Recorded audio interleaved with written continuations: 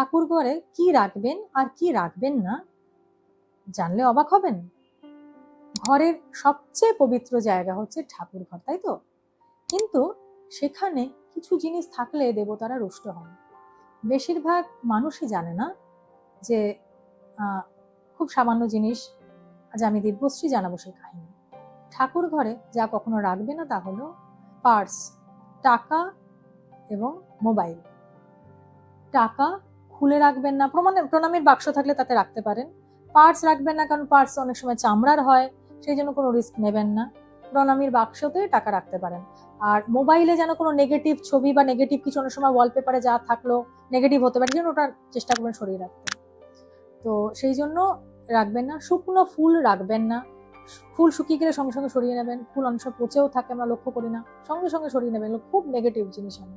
আচ্ছা, আমিষ খাবারের গন্ধ যেন ঠাকুর ঘরে না ঢোকে, আমিষ খাবারের কোনো প্যাকেট যেন ঠাকুর ঘরে না ঢোকে বা না ঠাকুর ঘরের আশপাশ থাকে, সেটা কিন্তু দেখে নেবেন।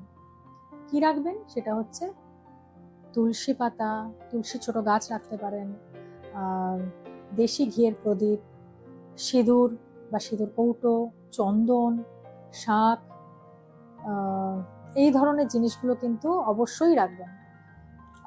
এবং ঈশ্বরকে খুশি রাখতে গেলে এই ধরনের জিনিস রাখুন, এতে ঈশ্বরও খুশি থাকবেন, আপনাদের সংসারও ভরে উঠবে।